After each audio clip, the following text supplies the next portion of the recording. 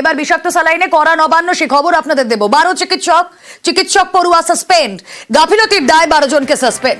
12 জনের বিরুদ্ধে তদন্ত করবে সিআইডি। তদন্ত রিপোর্ট পাওয়ার পর এমনই নির্দেশ মুখ্যমন্ত্রীর। 12 চিকিৎসক পড়ুয়া সাসপেন্ড। কথা বলবো প্রতিনিধি ইরম রয় বর্মন রয়েছেন সঙ্গে। ইরম,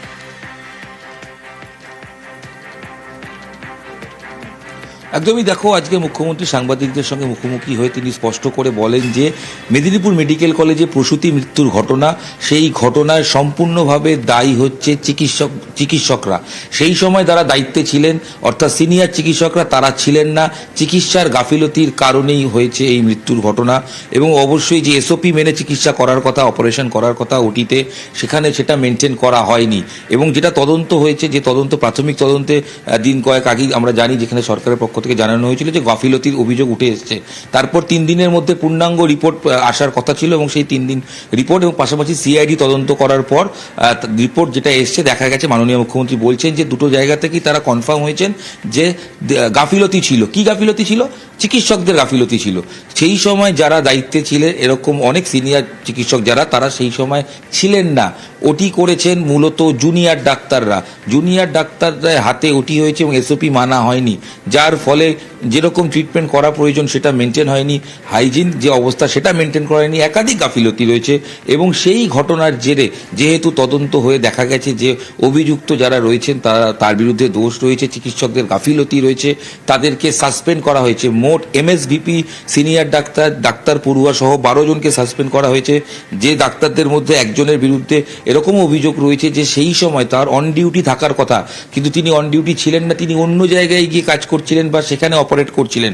এবং যে 12 জনকে ইতিমধ্যে সাসপেন্ড করা হয়েছে তাদের নামগুলো একটু জানিয়ে রাখবো।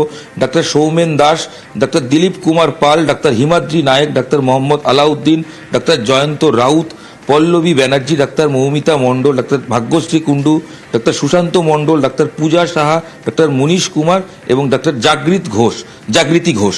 এই 12 জনকে সাসপেন্ড করা হয়েছে এবং পাশাপাশি পরিষ্কার করে জানিয়ে দেওয়া হয়েছে কোনো রকম রেয়াত করা হবে না। সিআইডি তদন্ত করছে, সিআইডি তদন্ত করার পর যেরকম এফআইআর হয়ে যা আইনত ব্যবস্থা সেগুলো তো অবশ্যই হবে। এবং এই ঘটনায় যে চিকিৎসকের গাফিলতি, এটা কিন্তু অবশ্যই রিপোর্টে উঠে এসেছে। এবং পাশাপাশি স্যালাইনের যে বিষয়টি ছিল সে ব্যাপারে ইতিমধ্যেই সরকারের তরফ থেকে জানানো হয়েছে এই ব্যাচের বা এই কোম্পানি স্যালাইন প্রোডাকশন বন্ধ, নেওয়া বন্ধ হয়েছে, তারা আবার রিটেস্ট করবেন, কি হচ্ছে তারা দেখবেন। ইতিমধ্যেই যেটা গুরুত্বপূর্ণ খবর উমেলা, সেটা হচ্ছে যে 12 জন চিকিৎসকের গাফিলতির জন্যই এর দুর্ঘটনা বলে মনে করছে সরকার এবং সেই ভিত্তিতে 12 জন ডাক্তারকে সাসপেন্ড করা হয়েছে। এখানে চিকিৎসকদের গাফিলতিতে মৃত্যু সদ্যমায়। নিয়ম মানলে বাঁচানো যেত মামুনি রুই দাসকে। বিষাক্ত স্যালাইনের দাবি করেছেন মুখ্যমন্ত্রী। তার আগে এই সাসপেনশন নিয়ে কি বলেছেন শুনবো। দুটো ইনভেস্টিগেশন রিপোর্ট যখন চিফ সেক্রেটারি এবং হেলথ সেক্রেটারি আমার কাছে সাবমিট করেছেন এবং তারপরে তারা সাজেশন দিয়েছেন, সব সাজেশন মেনে নিয়ে 1 নম্বর doctor Somen Das, RMO Midnapore medical college hospital, suspend করা হয়েছে। 2 ডক্টর দিলীপ কুমার পাল, তিনি আরেক 3টে জায়গায় অপারেশন করেছেন। 3 নম্বর doctor Himadri Nayak, assistant professor. 4 নম্বর doctor Mohammad Alauddin, head of the department. 5 নম্বর doctor Jayanta Kumar Raut, MSVP Midnapore medical college hospital. 6 নম্বর doctor Pallabi Banerjee, senior resident Midnapore medical college. 7 নম্বর doctor Moumita Mondal, PGT student. 8 নম্বর doctor Bhagyashree Kundu, PGT student 3rd ইয়ারে। 9 নম্বর doctor Sushanta Mondal, 1st year PGT. 10 নম্বর doctor Puja Saha, 1st year PGT. 11 নম্বর doctor Manish Kumar, 1st year PGT anaesthesia.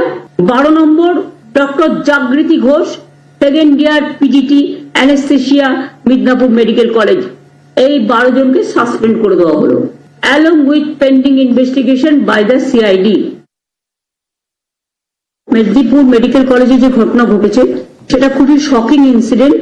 যাদের কাছে মানুষের ভাগ্য নির্ধারিত হয়, যাদের হাতে সন্তানের জন্ম হয়, যারা সেদিন ওখানে দায়িত্বে ছিলেন মেদিনীপুরে, তারা কিন্তু তাদের দায়িত্ব যদি সঠিকভাবে পালন করতেন তাহলে কিন্তু এই মাকে বাঁচানো যেত। এটা খুব দুঃখজনক ঘটনা। বিষাক্ত স্যালাইনে ক্ষতিগ্রস্তদের পাশে রাজ্য, ক্ষতিগ্রস্ত পরিবারদের আর্থিক সাহায্য রাজ্যের, পরিবারের একজনকে চাকরি দেওয়ার ঘোষণাও করা হয়েছে। খুবই মর্মান্তিক ঘটনা। এই ঘটনাকে আমরা সাপোর্ট করতে পারি না। একটা ছোট্ট শিশু তার মাকে হারিয়েছে, পরিবারটা তার স্ত্রীকে হারিয়েছে। যদিও আমি মনে করি যে মৃত্যুর বিকল্প কোনো সান্ত্বনাতেই কাজে লাগে না, সাহায্যও কাজে লাগে না। তবুও মৃত পরিবারকে আমরা 5 লাখ টাকা ও পরিবারকে দেওয়ার জন্য আমরা অনুরোধ করছি, এবং তার পরিবার থেকে যদি কেউ চাকরি করতে চায়, যেহেতু এটা আমাদের ডাক্তারদের নেগলিজেন্সির জন্য হয়েছে, সরকারের, কেউ চাকরি করতে চায় আমরা সেটাও করব। সদ্য মায়ের শিশুর মৃত্যু, মেদিনীপুর মেডিকেলে ফের অঘটন। মৃত্যু রেখা সাউয়ের শিশুপুত্রের। ভেন্টিলেশনে ভর্তি ছিল সদ্যজাত, 7 দিন ভেন্টিলেশনে থাকার পর মৃত্যু।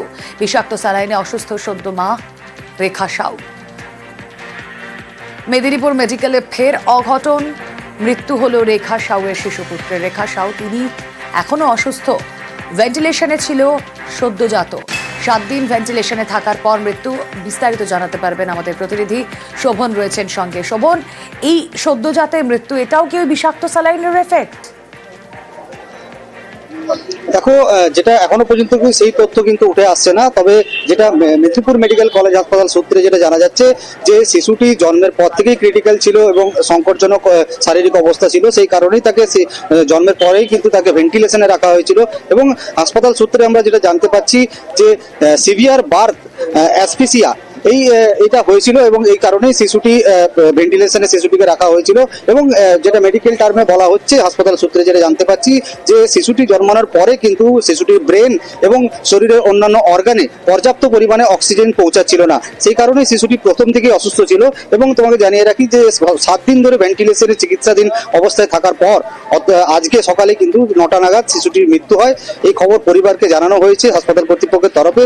যদিও পরিবারের যেটা অভিযোগ যে হয়তো যে 5 জন প্রসূতি যে সেই সময় যাদের অপারেশন হয়েছিল, যাদেরকে সেই সময় স্যালাইন দেওয়া হয়েছিল এবং স্যালাইনের প্রভাবের ফলে তাদের পার্শ্ব প্রতিক্রিয়ার ফলে তারা যে অসুস্থ হয়ে পড়েছিল, এবং সেই অসুস্থতার জেরেই কিন্তু তাদের যে শিশু অর্থাৎ রেখা সাউয়ের যে শিশু, সেও কিন্তু অসুস্থ হয়ে পড়ে, এমনটাই অভিযোগ করা হচ্ছে পরিবারের তরফে।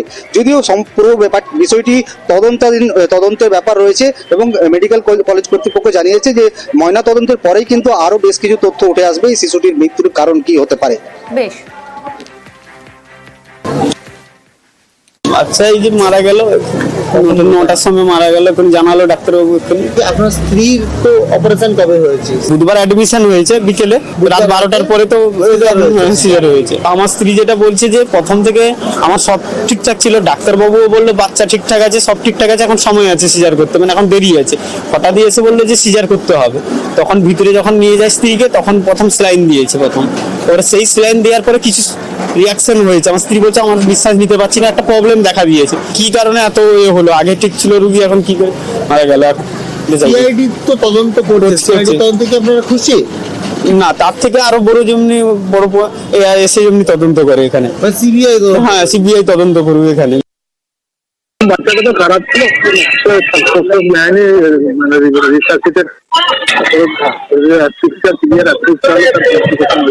সিজারের কি ইন্ডিকেশন ছিল সেটা না দেখে তো বলা যাবে না। মানে সিজার যখন করা হয়েছিল তখন ইন্ডিকেশন ছিল বাচ্চা হয়ে হয়তো হয়নি। এমএসবি অফিস থেকে আরো বলছে দরকার হলে পোস্টমর্টম করা হবে।